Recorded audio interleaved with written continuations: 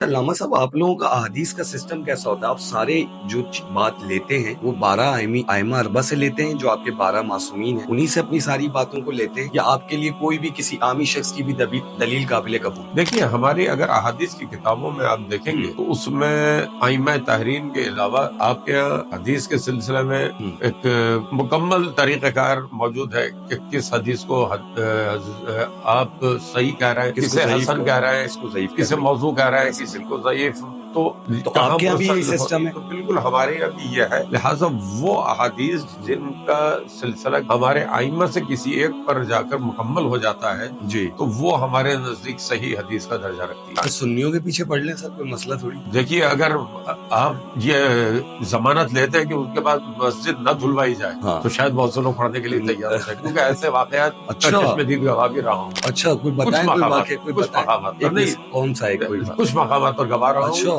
البتہ ایسے حالات میں کس مسلک کی مسجد تھی؟ یہ رہنے دیجیے، ظاہر ہے کہ وہ مطلب تشیع کی مسجد نہیں تھی۔ کیا آپ اس بات کی ضمانت لیں گے اس وقت بھی کہ کچھ مساجد جہاں سے تکفیریت کے نعرے بلند ہوتے ہیں وہاں کوئی شیعہ جا کے نماز پڑھ سکتا ہے یا اپنی پہچان کے ساتھ اس مسجد کے قریب سے بھی گزر سکتا ہے؟ ضروری تو نہیں ہے سر، آپ اور دیکھیے، میں میں اسی لیے یہی عرض کر رہا ہوں نا، البتہ کچھ مساجد ایسی ہیں، مثلا کراچی میں اتنے متشدد لوگ ہیں سر؟ جی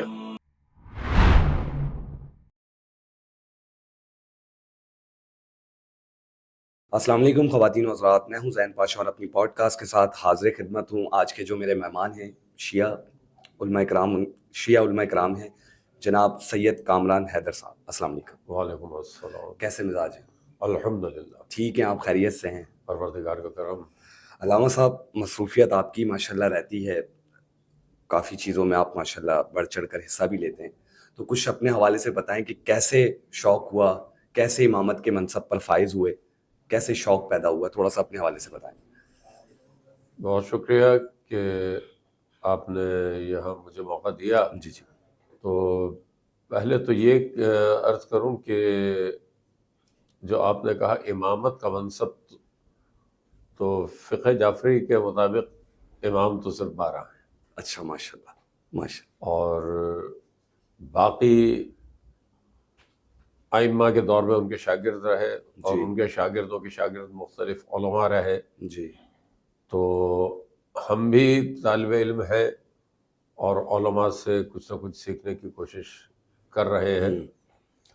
جہاں تک شوق کی بات ہے تو ظاہر پروردگار عالم نے ہر انسان میں جستجو کا مادہ رکھا ہے، تو ہمارے والدہ بھی، کیونکہ وہ استانی بھی تھی، ٹیچر تھی، تو انہوں نے حوصلہ افزائی کی، اسکول میں تقریری مقابلوں میں حصہ لیا۔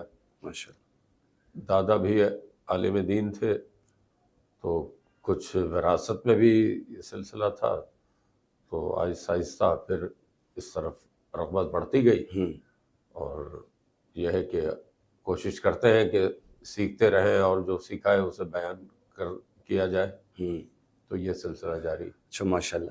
اچھا، ایک امت میں عمومی طور پر اختلاف پایا جاتا ہے شادی کے حوالے سے، خاص کر کے نا شیعہ سنی میں شادی ہو سکتی ہے یا نہیں ہو سکتی، تو ذرا اس پہ بھی روشنی ڈالیں کہ کیا کسی شیعہ کی غیر شیعہ کے ساتھ شادی ہو سکتی ہے، یا کسی سنی کی شیعہ کے ساتھ شادی ہو سکتی ہے، اس میں نکاح کے اندر کیا مسائل پیش آتے ہیں، ذرا اس پہ بھی تھوڑا سا بتائیں۔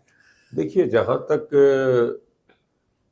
تعلق نکاح کا ہے تو ہر مسلمان سے نکاح جائز ہے اور حلال ہے، یعنی کہ کوئی بھی شیعہ لڑکا یا لڑکی اس کی شادی ہو سکتی ہے، اس میں کوئی قباحت نہیں۔ وراثت کا معاملہ ہو یا یہ نکاح کا معاملہ ہو، اس میں جو ہے کوئی فرق نہیں ہے اور جائز ہے بالکل۔ البتہ دیکھا یہ گیا ہے کہ کبھی کبھی، کیونکہ اگر شوہر شیعہ ہے اور زوجہ سنی ہے، یا شوہر سنی ہے اور زوجہ ان کی شیعہ ہے، تو خاندان میں کبھی کبھی اختلافات رونما ہو جاتے ہیں، جی، کبھی یہ بچوں میں بھی آ جاتے ہیں، تو یہ ایک اس قسم کا مسئلہ ہو جاتا ہے پیدا۔ لیکن مکتب تشیع کے اعتبار سے ہر وہ مسلمان جو توحید اور رسالت کو مانتا ہے اور اہل بیت علیہم السلام کی جو ہے توہین نہیں کرتا، ان سے بغض نہیں رکھتا، تو وہاں عقد کرنے میں کسی قسم کی کوئی ممانعت نہیں ہے۔ ماشاء اللہ۔ اچھا، اکثر علامہ صاحب دیکھا جاتا ہے کہ شیعہ حضرات جو ہیں، جتنے بھی شیعہ حضرات علماء کرام ہیں شیعوں کے، وہ داڑھی خد رکھتے ہیں۔ داڑھی مطلب ہمارے یہاں تو یہ ہے کہ ایک مٹھی بھی ہے، اور بعض کے نزدیک تو داڑھیوں کو لمبا چھوڑو، مونچھوں کو گھٹاؤ، داڑھیوں کو بڑھاؤ۔ بعض لوگ تو بہت ہی لمبی رکھتے ہیں، بعض ہمارے لوگ ہیں جو ایک مٹھی کے قریب رکھتے ہیں، اور آپ لوگوں کو زیادہ دیکھا جاتا ہے تو آپ لوگ خد رکھتے ہیں، تو اس کی کیا وجہ ہے؟ دیکھیے، اگر آپ سوڈان یا لیبیا کی جانب جائیں تو وہاں تو شاید علماء داڑھی بھی نہیں رکھتے، ان کی جنس میں نہیں ہے نا، آتی ہی نہیں ہے۔ نہیں، کچھ کی آتی بھی ہے تو بھی وہ نہیں رکھتے۔ اچھا، تو یہ داڑھی کا معاملہ جو ہے وہ کیونکہ یہ علماء کے نزدیک اختلافی ہے، اور اس میں یعنی کوئی اتنی محکم حدیث موجود نہیں ہے۔ داڑھی کٹوانا جو ہے اس کے لیے تو حدیث ہے کہ وہ کٹوانا جو ہے وہ درست نہیں ہے، لیکن داڑھی رکھنے پر جو آج بھی مجتہدین ہمارے یہاں کہتے ہیں، اس پر کوئی اتنی محکم دلیل موجود نہیں ہے۔ ہاں، داڑھی کٹوانے پر ہے، داڑھی اچھا، کٹوائی نہیں جا سکتی، کٹوائی نہیں رکھنے کے اچھا، بعد۔ اس میں دیگر احادیث سے مدد لیتے ہوئے جو ہے علماء تشیعوں نے ہر دور میں یہ کہا کہ کم از کم اتنی ضرور ہو داڑھی کہ 40 قدم دور سے محسوس ہو کے ہے، بالکل 40 قدم دور سے۔ اب یہ کیونکہ مسئلہ جو ہے یہ فقہی ہے، اجتہادی ہے، لہذا مختلف مکاتب کے پیش نظر وہ رہا ہے جی، لیکن آج ہم دیکھتے ہیں کہ بہت سے بریلوی حضرات وہ بھی ہمارے اندر سے داڑھی رکھ رہے ہیں، بہت سے دیوبندی حضرات بھی ہماری طرح سے رکھ رہے ہیں، کچھ اہل حدیث کو بھی آج کے دور میں دیکھا، وہ بھی سائڈ کرانے لگ گئے۔ مطلب یہ کہ ماضی میں جو ان معاملات میں سختی تھی، اب وہاں کشادگی آتی جا رہی ہے اور دیکھا جا رہا ہے احادیث کو اور واضح طور پر، تو میرے خیال میں یہ کوئی اتنا اہم مسئلہ نہیں۔ اچھا علامہ صاحب، آپ لوگوں کا احادیث کا سسٹم کیسا ہوتا ہے؟ آپ سارے جو بات لیتے ہیں وہ 12 ائمہ اربعہ سے لیتے ہیں، جو آپ کے 12 معصومین ہیں، انہی سے اپنی ساری باتوں کو لیتے ہیں، یا آپ کے لیے کوئی بھی کسی عامی شخص کی بھی دلیل قابل قبول ہے؟ دیکھیے، ہماری اگر احادیث کی کتابوں میں آپ دیکھیں گے تو اس میں ائمہ تحرین کے علاوہ دیگر اصحاب کرام سے بھی جو ہے احادیث موجود ہے۔ اچھا، لیکن اب جس طرح آپ کے یہاں حدیث کے سلسلے میں ایک مکمل طریقہ کار موجود ہے کہ کس حدیث کو آپ صحیح کہہ رہے ہیں، کسے حسن کہہ رہے ہیں، کسے موضوع کہہ رہے ہیں، کسی کو ضعیف، تو آپ کے یہاں بھی یہی سسٹم ہے؟ تو بالکل ہمارے یہاں بھی یہ ہے، لہٰذا وہ احادیث جن کا سلسلہ ہمارے ائمہ سے کسی ایک پر جا کر مکمل ہو جاتا ہے جی، تو وہ ہمارے نزدیک صحیح حدیث کا درجہ رکھتی ہے۔ صحیح۔ اور اگر کسی امام پر وہ ختم نہیں ہو رہا وہ سلسلہ، تو پھر ہم اسے دوسرے درجے میں رکھتے ہیں۔ ٹھیک۔ تو اس طریقے سے اس میں اور بھی تفصیلات ہیں، تو بہرحال اس میں مختلف صحابہ کرام سے احادیث ہیں، مثلا امام محمد باقر علیہ السلام نے حضرت جابر بن عبداللہ انصاری سے بھی روایت کی ہے، تو وہ بھی ہمارے نزدیک صحیح احادیث کا درجہ رکھتی ہیں۔ تو ایسا نہیں ہے کہ ہمارے یہاں دیگر مصادر سے احادیث موجود نہیں ہیں، کتابوں میں موجود ہیں، احادیث ہیں۔ اچھا سر، ایک بات بتائیں علامہ صاحب کہ ہم لوگ شان علی بیان کرتے ہیں، دھڑلے سے کرتے ہیں، مولا علی کی شان بیان کرتے ہیں، ہم ابو بکر صدیق رضی اللہ تعالیٰ عنہ ان کی بھی شان بیان کرتے ہیں، آپ کے یہاں اس چیز کو کرا جاتا ہے؟ ان کی کوئی فضائل یا مناقب پیش کیے جاتے ہیں، یا صرف حذیفہ بن یمان رضی اللہ تعالیٰ عنہ یا عمار ابن یاسر، یہی اصحاب کے حوالے سے آپ لوگ بیان کرتے ہیں، یا ابو بکر، عمر فاروق اور عثمان غنی کے حوالے سے بھی بیان کرتے ہیں؟ دیکھیے، اگر میں یہ کہوں کہ برادران اہل سنت کے ہاں بھی میرے خیال سے جو آپ نے نام لیے خلفائے ثلاثہ کے، تو ان کے فضائل بیان نہیں کیے جاتے، یا اب شاید پاکستان میں کہیں کہیں وہ اتفاقاً اگر کوئی محفل ہو جائے، ورنہ کوئی باقاعدہ سلسلہ نہیں ہے۔ ہاں بالکل، مشاہدے کی بات تو کانفرنس نہیں ہوتی، بالکل آپ صحیح کہہ رہے ہیں۔ لیکن جہاں تک تعلق مکتب جعفریہ کے پیروکاروں کا ہے تو وہاں ہم 12 ائمہ طاہرین کے ہی نہیں بلکہ ان سے خانوادہ رسالت سے جو وابستہ دیگر شخصیات ہیں، یا وہ اصحاب کرام کہ جنہوں نے بعد رسول اکرم صلی اللہ علیہ وآلہ وسلم دین کے لیے بہت قربانیاں دی، ہم ان کو کسی صورت فراموش نہیں کرتے۔ اور مثلاً آپ نے حضرت حذیفہ یمانی کا جی ذکر کیا، بے شک ان کا بھی تذکرہ کیا جاتا ہے، جی لیکن اسی طرح حضرت مقداد بن اسود ہو، حضرت جی عمار ابو یاسر ذر ہو، غفاری ہوں. حضرت ابو ذر غفاری، ظاہر ہے کہ ایک کردار رہا ہے ان جی کا، جی جی حضرت سلمان فارسی ہو، حضرت بلال حبشی ہو، حضرت زید بن حارثہ ہو، یعنی اگر میں گنوانا شروع کروں تو ان پر باقاعدہ مجالس ہوتی ہیں اور ان کا مکمل ذکر کیا جاتا ہے. یہ وہ اصحاب جو کیونکہ اہل بیت سے وابستہ رہے اور تشیع کی بنیادی کیونکہ محبت اہل بیت پر ہے، جی تو ہمارے پیش نظر وہ ہستیاں پہلے ہوتی ہے کہ ان پر بات کی جائے، اور یہ تعداد اتنی زیادہ ہے کہ ہم ان کا بھی ذکر نہیں کر پاتے، جس کا ہمیں بعد میں افسوس رہتا ہے اچھا کہ ہم ان کا ذکر نہیں کر سکے بہت سارے اصحاب کرام کا. خود آپ دیکھیے خانوادہ رسالت میں بڑی بزرگ شخصیات ہیں لیکن ان کا ذکر نہیں کرتے وقت کی کبھی کمی کے پیش نظر. مثلا امام زین العابدین علیہ السلام کے ایک فرزند حضرت زید شہید ہے، لیکن ہم ان کا بھی اس طرح ذکر نہیں کر پاتے جیسا کہ ہونا چاہیے. یا اسی طرح امام علی نقی کے ایک فرزند ہیں حضرت محمد، ان کا بھی بڑا مقام ہے اور وہ ان کا روضہ آج بھی عراق میں ہے، تو وہ بھی صاحب اعجاز ہیں، لیکن ان کا اس طرح ذکر نہیں ہو پاتا جیسا کہ کرنا چاہیے. تو کیونکہ سال میں 362 دن ہے اور انسان کی اپنی مصروفیات بھی بالکل ایسا ہی مختلف مشاغل بھی ہے، تو ہمیں بہت کم وقت میسر آتا ہے، اس میں جتنا موقع ہوتا ہے ہم ذکر کرنے کی کوشش کرتے ہیں. اور وہ بات تو حقیقت ہے کہ ذکر علی سے دل ہی نہیں بھرتا، اور یہ حقیقت ہے کہ ذکر علی اگر ہم ذکر علی شروع کریں تو پھر 365 دن بھی ہمارے پاس بالکل بالکل بالکل ایسا ہی ہے. اچھا ایک چیز دیکھی جاتی ہے علامہ صاحب کہ محرم کی جیسی آمد ہوتی ہے تو جتنے بھی ذاکرین ہیں وہ ممبروں پر مسلط ہو جاتے ہیں، آ جاتے ہیں پڑھنے کے لیے، فضائل بیان کرتے ہیں، مگر وہ پھر جا کر صحابوں کی شان میں تبرہ کرتے ہیں.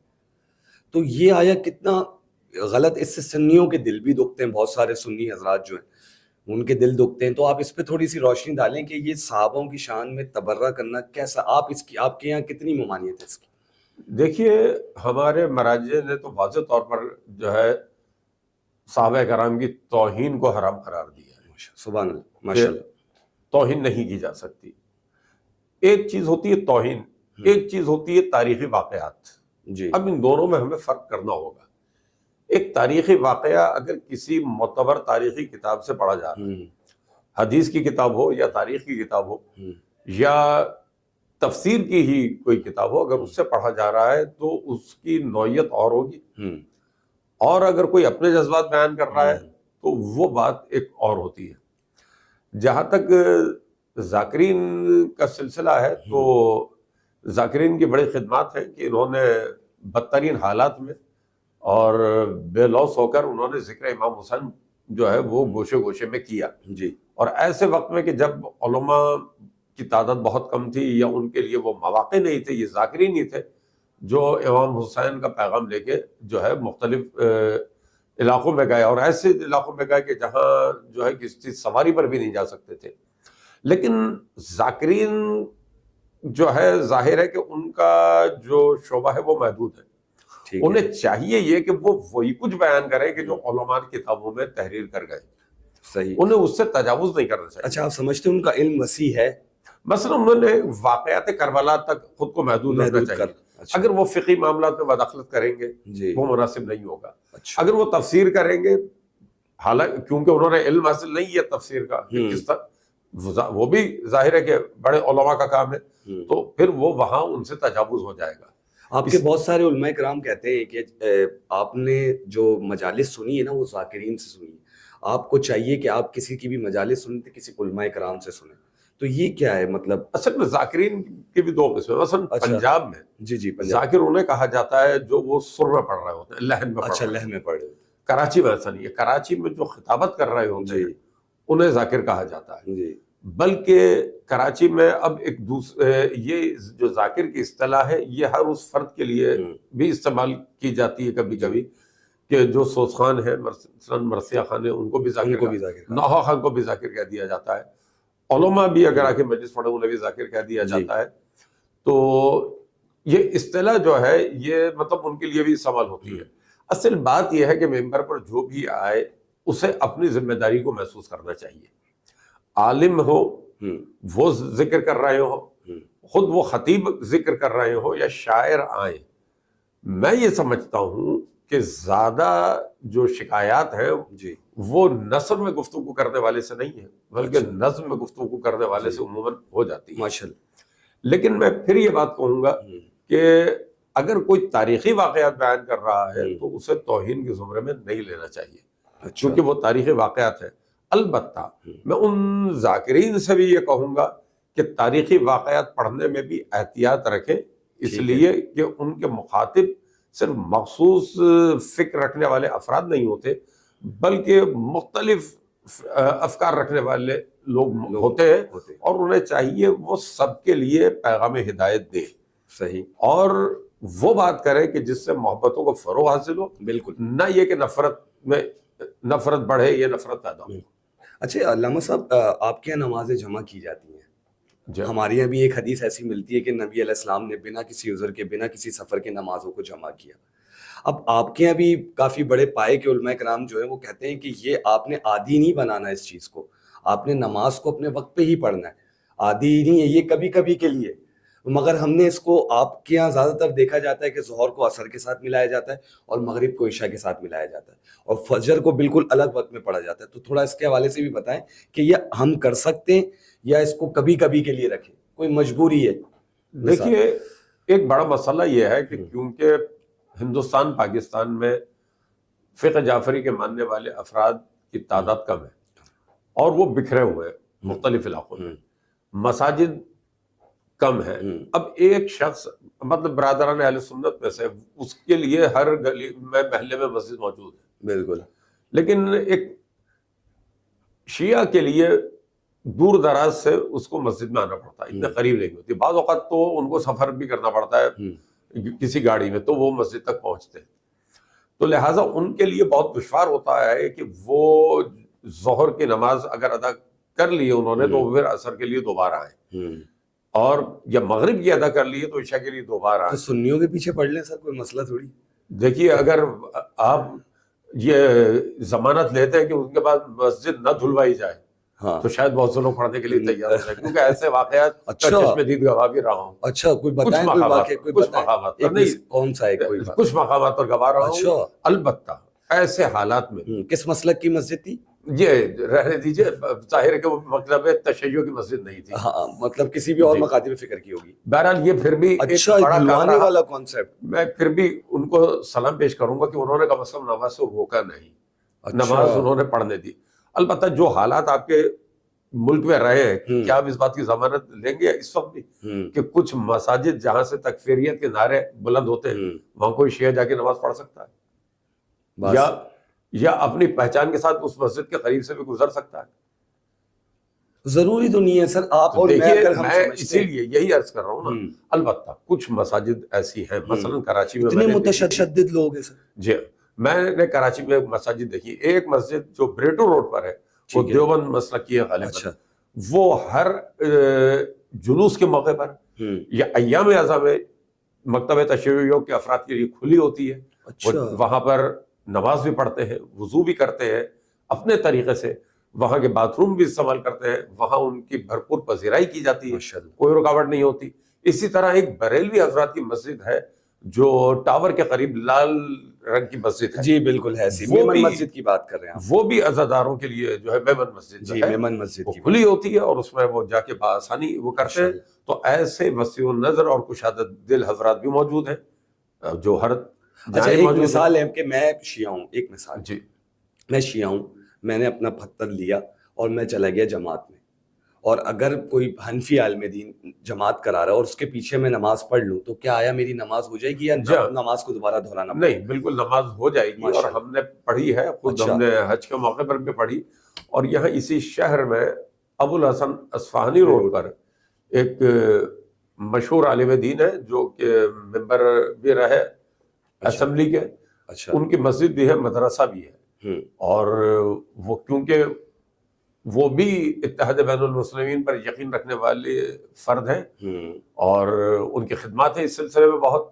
تو ہمارا جو ہے شیعہ علماء کونسل کا ایک وفد ان سے ملاقات کے لیے گیا، اور کیونکہ اب نماز کا وقت ہو گیا تھا تو انہوں نے عشاء کی جب نماز ادا کرنے وہ آئے تو ہم نے ان کے پیچھے سب نے نماز پڑھی، اور بڑی فراخ دلی کا ثبوت انہوں نے اور ان کے ساتھ جو علماء نے دیا.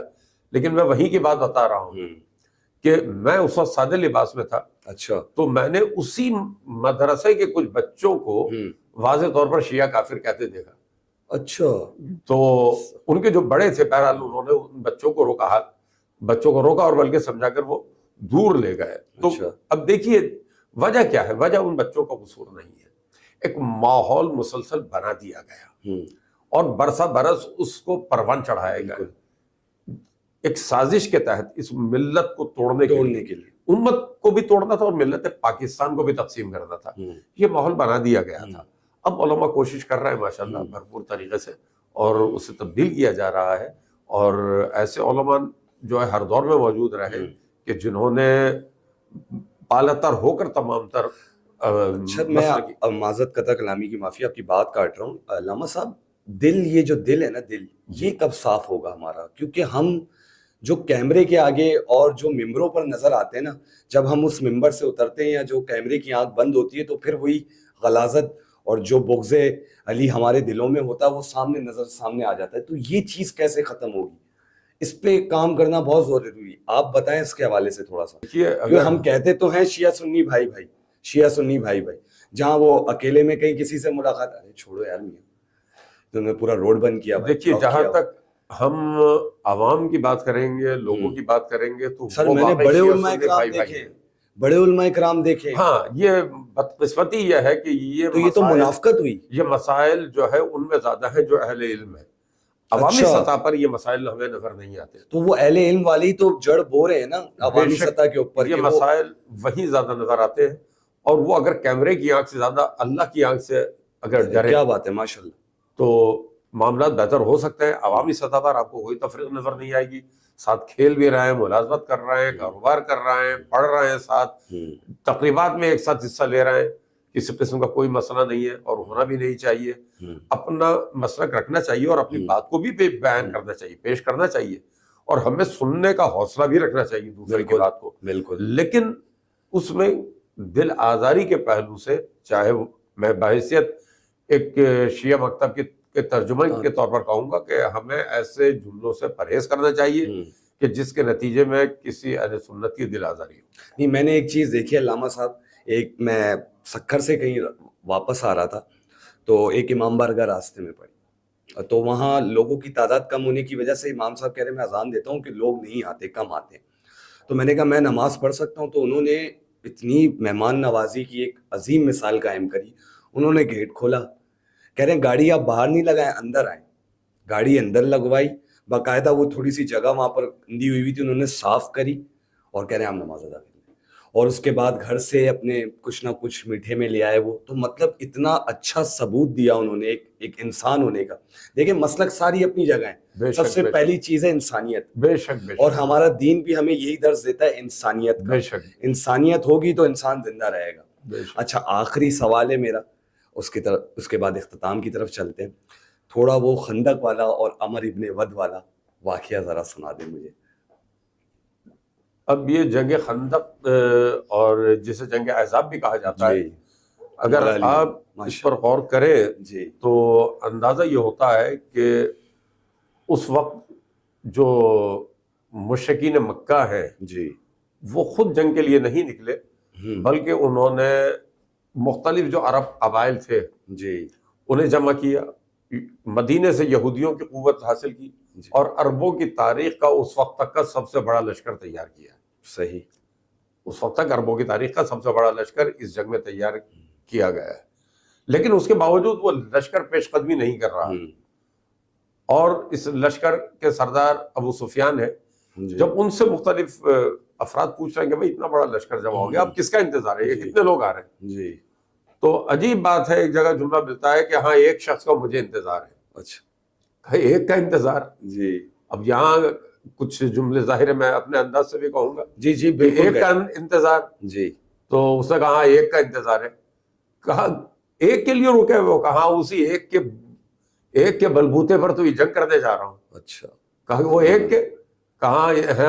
اس لیے کہ مسلمانوں میں بھی ایک ہے، وہی ایک جو بدر میں بھی اور احد میں بھی، جس نے ہمارے بڑے بڑے سرماؤں کو جو بالکل ہاتھ چٹا دی تھی. جی.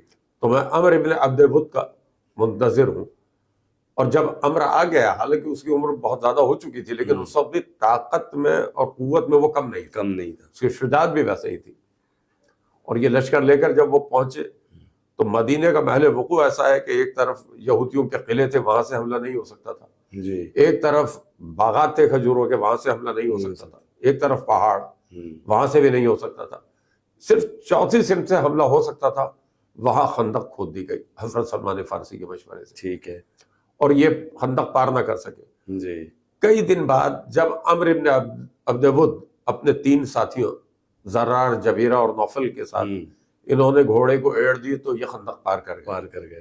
لیکن اس کی طاقت اور شجاعت کا شہرہ اتنا تھا کہ وہ جو سپاہی مسلمانوں کے وہاں خندق کے قریب تھے، وہ اسے دیکھتے ہی انہوں نے پسپائی اختیار کی.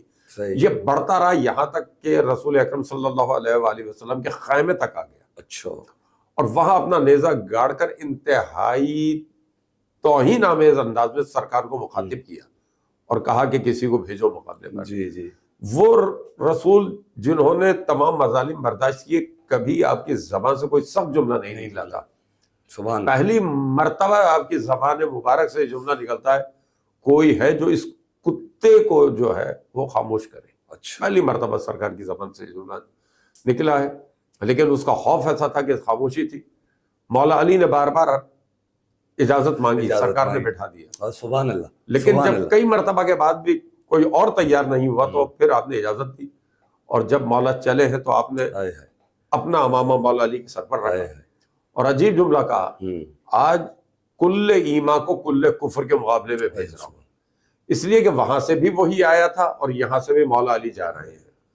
اور جب مد مقابل ہوئے تو اس نے مولا علی کی کم عمری کو دیکھتے ہوئے کہا کہ واپس چلے جاؤ. اس وقت مولا علی کی عمر کتنی تھی؟ غالباً 27-28 برس. ہاں بالکل نوجوان. جی. تو واپس جانے کو کہا کہ کوئی اور آ جا، تمہیں دنیا دیکھنی ہے. لیکن مولا علی نے اصرار کیا میں تجھ سے جنگ کرنے آیا ہوں. یہ نہیں مانتا. جب وہ اصرار کرتے تو پھر مولا علی نے آخر کو کہا کہ میں نے سنا ہے کہ تو نے یہ بات کہی ہے کہ اگر کوئی شخص مجھے 3 باتیں پیش کرے گا تو میں ایک ضرور مان لوں گا. اچھا. اس نے کہا ہاں ایسا ہے. مولا علی نے پہلی بات کی، تو اسلام لے. اب یہ دیکھیے، یہ ہے اسلام کی صحیح تعلیمات جو میدان جنگ میں مولا علی دے رہے ہیں. بالکل. تو اسلام قبول کر لے، جھگڑا ختم. اس نے کہا میرا نفس نہیں مانتا. اب مولا علی نے دوسری بات پیش کی، تو آیا ہے واپس چلا جا. لکم دینکم ولی دین. تم اپنے دین پر رہو، ہمیں اپنے دین پر رہنے دو. تم آئے ہو نا لڑنے، واپس چلے جاؤ، بات ختم ہو جاتی ہے. کیوں جنگ کرنے آئے؟ بالکل. لیکن یہاں میں ایک بات کہوں گا، وہ مشرک تو تھا لیکن بزدل نہیں تھا. اس نے کہا عرب مائیں اپنے بچوں سے کہیں گی کہ عمر میدان چھوڑ گیا، بزدل تھا، لہٰذا جاؤں گا بھی نہیں. مولا علی نے کہا پھر تیسری بات یہ ہے کہ تو گھوڑے پر بیٹھا ہے، میں پیادہ ہوں، نیچے اتر اور جنگ کر. اس نے گھوڑے کی ٹانگیں کاٹ دی اور جنگ کرنے آ گیا. شدید جنگ ہوئی، کہا جاتا ہے 70 پیچ ہوئے تلوار کے. اچھا. یعنی واضح رہے کہ مولا علی نے کوئی جنگ بھی معجزانہ قوت سے نہیں لڑی، قوت بازو سے لڑی. اتنی گرد اڑی کہ پتہ نہیں چلتا تھا کیا ہوا. لیکن جب نعرہ تکبیر کی فضا گونجی، مسلمانوں نے خوشیاں منانی شروع کر دی کہ علی کامیاب ہو گئے. سبحان اللہ. مولا علی اس کا سر لے کے سرکار کی خدمت میں جب چلے تو سرکار نے جملہ کہا، آج کے دن علی کی ایک ضربت ثقلین کی عبادت سے افضل ہے، عالمین کی عبادت سے افضل. کیونکہ یہ ضربت نہ چلتی تو امر تو خیمہ رسول تک آ گیا تھا اور اسے کوئی روک نہیں سکا تھا. کیا ہو جاتا یہ تصور کیا جا سکتا ہے. بالکل. لیکن یہاں میں ایک بات اور کہنا چاہوں گا. جی بالکل، اگر آپ کے پاس وقت ہے. جی بالکل. کیونکہ مشرکین مکہ جب آئے تھے تو ان کے ساتھ خواتین بھی تھیں، ان میں عمر کی بہن بھی. جب خبر پہنچی عمر مارا گیا تو اس نے رونا شروع کر دیا. اور کیونکہ وہ شاعرہ بھی تھی، اشعار پڑھے کہ میرے بھائی میں سوچ بھی نہیں سکتی تھی کہ تجھے بھی کوئی مار سکتا ہے. تو اتنا بہادر تھا، طاقتور تھا، اور جس نے تجھے قتل کیا میں اس سے کبھی راضی نہیں ہوں گی اور معاف نہیں کروں گی. پھر اس نے درخواست بھیجی سرکار کی خدمت میں کہ بھائی کی میت پہ آنا چاہتی ہوں. یہ ہے سرکار کا طریقہ. دیکھیے سرکار پیغام میں انسانیت دے رہے ہیں. خندق پر مطلب وہ پل بنایا گیا, اس کے لیے راستہ بنایا گیا, وہ آئی. اب جو آئی بھائی کے لاشے پر تو حیران ہو گئی, اس لیے کہ اس وقت پوری دنیا میں طریقہ یہ تھا کہ قاتل مقتول کا صرف جنگی لباس ہی نہیں, اس کا اصل لباس تک اتار کے لے جاتے تھے, اور ہوتا تھا لوٹ مار ہو جاتی تھی, اور جو بھی فاتح ہوتا تھا مفتوق کے جو اس کے ہاتھوں کی جوشن ہے, ذرا ہے, خود وغیرہ, وہ سب لے جاتے تھے اور کپڑے اتار لیتے تھے. لیکن وہ آ کے حیران ہو گئے کہ صرف کپڑا ہی نہیں, جس پر ذرا بھی موجود ہے, جوشن بھی موجود ہے. وہ حیران ہو کے لوگوں سے پوچھنے لگے کہ بھائی میرے بھائی کا قاتل ہے کون؟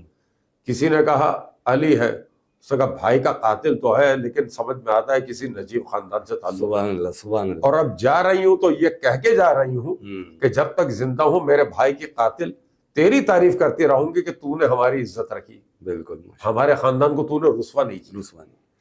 تو یہ جنگ خندق ہے جس میں آپ دیکھ سکتے ہیں کہ کتنے پیغامات اس میں موجود ہے. بالکل بالکل ایسا ہی ہے. سب جب بھی علامہ صاحب میں یہ عمر ابن ود والا واقعہ پڑھتا ہوں یا سنتا ہوں, اور خاص کر کے میں شیعہ علماء کرام سے سنتا ہوں, کیونکہ جس جوش اور ولولے کے ساتھ وہ یہ بیان کرتے ہیں, تو میرا ابھی آپ بتا رہے تھے میرے بال کھڑے ہو رہے ہیں. نہیں, ابھی تو میں نے جنگ پڑھی نہیں. ایک جیسے بھی بتا رہے تھے نا, جس انداز میں بھی آپ بتا رہے تھے, وہ آپ کا اسٹائل ظاہر ہے وہ الگ ہوتا ہے. یہ اسٹائل ایک پوڈ کاسٹ والا ہے, اس میں آپ نے بتایا, تو میرے بال کھڑے ہو رہے ہیں, کیونکہ یہ ایسا واقعہ ہے نا, یہ ایسے تو لا تعداد واقعات ہیں مولا علی کے, مگر میں اس کو اپنے واقعات میں سب سے اولین ترجیح. بے شک یہ جو ہوا, بالکل بالکل, کل ایمان کل کفر کے مقابلے, بالکل ایسا ہی ہے. بہت شکریہ علامہ صاحب کہ آپ نے اپنی مصروفیت میں سے وقت دیا. انشاءاللہ اس پروگرام سے میں اجازت چاہوں گا, اگلے پروگرام میں آپ سے پھر ملاقات ہوگی. جب تک کے لیے اللہ حافظ.